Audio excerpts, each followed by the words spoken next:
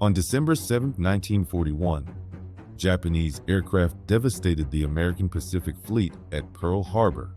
4 days later, Adolf Hitler stood before the Reichstag in Berlin and did something no one forced him to do. He declared war on the United States. Japan had attacked America. Germany had not declared war.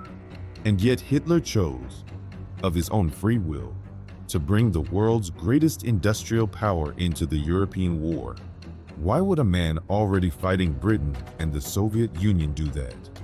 The answer lies in 4 days, and in a mind that believed it was winning. By December 1941, Germany and the United States were already at war in everything but name. In the Atlantic, American destroyers escorted British convoys under presidential orders to shoot German submarines on sight. In October, a U-boat torpedoed the USS Reuben James, killing over 100 American sailors. In Washington, the Lend-Lease program was pouring weapons, aircraft, and ships into Britain and the Soviet Union. American factories were feeding Germany's enemies while American warships hunted Germany's submarines. To Hitler, this was not neutrality. It was an undeclared war being fought against him from a safe distance.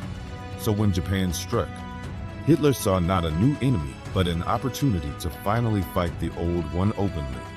Pearl Harbor reached Hitler not in Berlin, but at the Wolf's Lair, his headquarters in East Prussia, where he was watching his stalled army freeze before Moscow.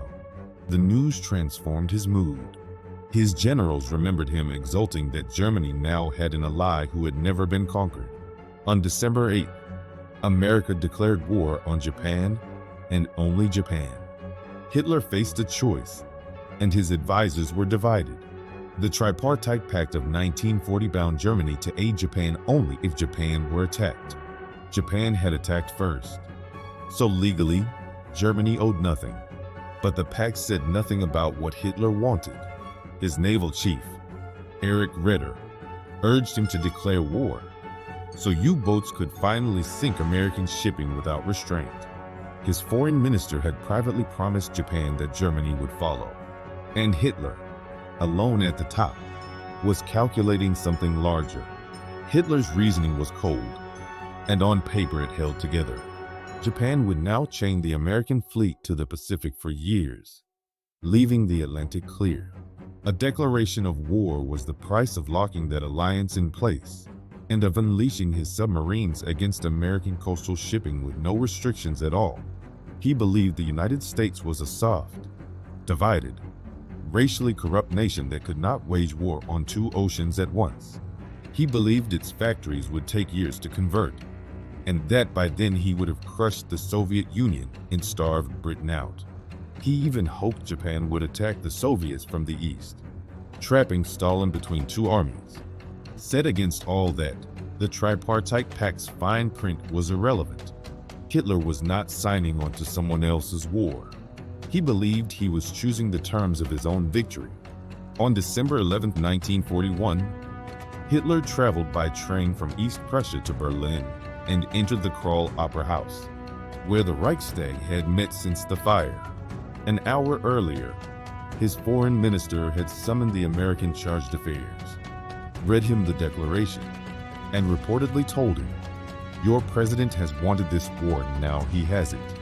Deputies in uniform listened as he spoke for nearly 90 minutes, pouring out every grievance against Franklin Roosevelt, the destroyers, the convoys, the Lend-Lease, the insults.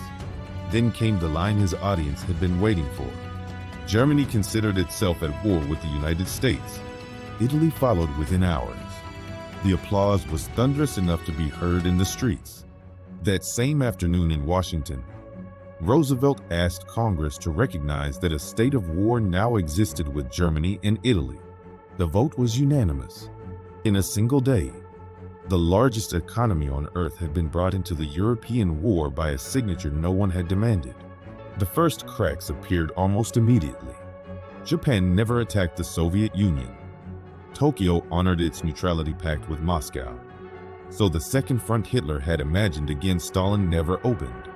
Worse, The United States and Britain had already agreed to defeat Germany first. America's vast resources would be aimed at Europe before the Pacific.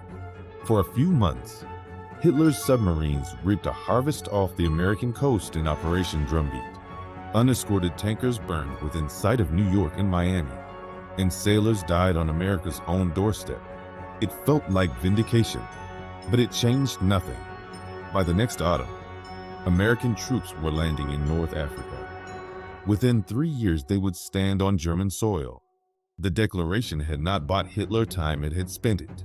It closed the last door to a separate peace in the West and made Roosevelt's support for Britain absolute. Germany now faced 3 industrial powers at once, with no fleet, no long-range bombers, and no way to strike back across the Atlantic.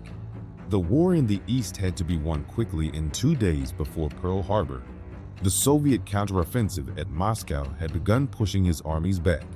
Historians still debate whether Hitler's declaration was folly or forced. What is certain is that it was not an accident. It was a calculation by a man who believed he was already at war with America and chose to fight on his own terms rather than wait.